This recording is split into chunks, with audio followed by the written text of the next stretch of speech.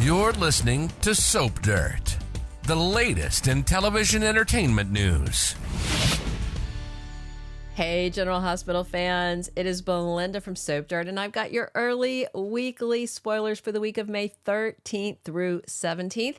That is the last full week of May sweeps. The following week, the week of the 20th, there's just a couple of days, so we expect big things coming. There's a wedding, there's confrontation, there's mob stuff, we've got a bipolar spiral and jealousy and medication and so much happening.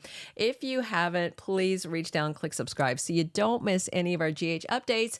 And if you're a regular listener here, you know that on early edition day, I tell you what's coming the rest of this week just to set up the spoilers for next week and to give you some context with that in mind.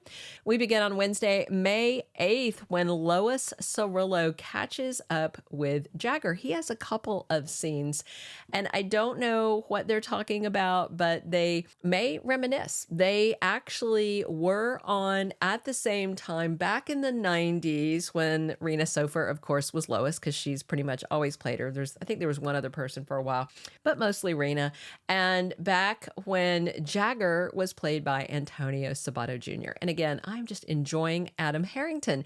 He was kind of a visually shocking recast, but boy, I like him. He is easy on the eyes and he's quite the good actor. He's a tall drink of water. I'm really enjoying him. Meanwhile, Jason sits down with Anna Devane, and he tells her that Carly is the leverage that FBI agent Jagger Cates is using to force him to work undercover. And he says he knows if Carly finds out that she's the linchpin, she is going to freak out. Speaking of Carly, she takes her eavesdropping rear end out to Pentonville prison to meet with Brennan to try to get some info from him about Pikeman. Remember, she overheard Jagger and Jason talking about Sonny and about Pikeman, so I think she probably thinks by doing this, she will be helping both Sonny and Jason. Brennan's very happy to see her. He's very flirty, but I'm guessing he's probably going to report this encounter to Valentine, which means Carly is just causing more problems, which, as we know from decades of watching Carly, that's usually what happens when she puts her nose in where nobody wants her to be, but that's Carly being Carly. Brook Lynn Quartermaine gets together with her fiance Chase before the wedding festivities kick off, but first she has a run-in with Jagger, who apologizes to her. Remember, she was very upset with him for trying to talk to a minor when they were doing the manhunt for Jason Morgan. Meanwhile, Laura meets with her husband Kevin. Looks like they're over at the Metro Court, and she is disturbed and confesses to him that she's actually empathizing with a serial killer. Of course, that's Heather, and she worries what that means, and I'm sure he's going to talk her through it. Kevin is a really great resource. Chase and Finn talk about a big problem that they need to deal with. I don't know if it's a wedding complication or if it's Gregory, their dad, or both.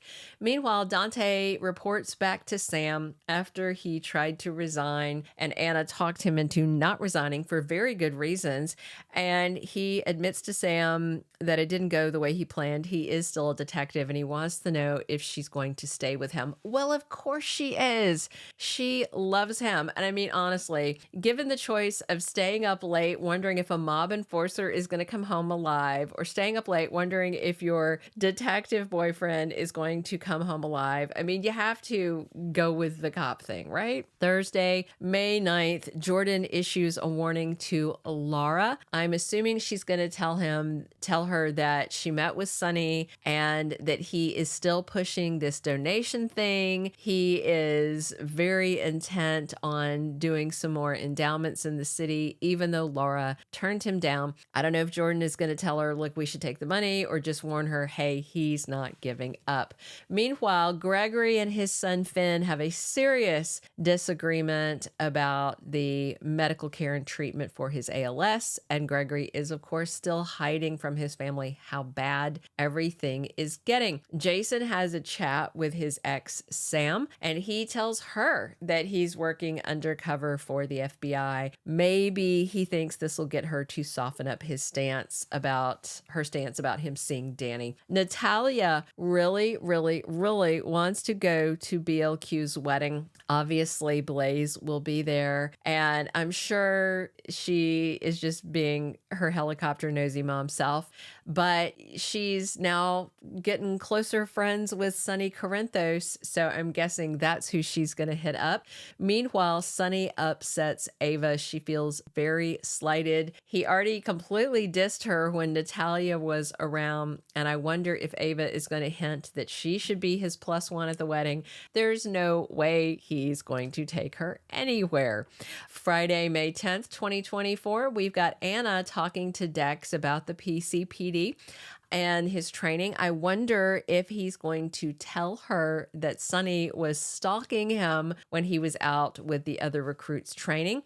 And Ava decides she needs to figure out why Sonny's meds are messed up. She should be worried because she is going to be the one blamed. Plus, she is wondering what to do, a little heartbroken that her crush is totally unrequited. So I really hope she comes clean to him, but I don't know if she will. Sonny has a proposition for Natalia, and I'm assuming it has something to do with her being his wedding date.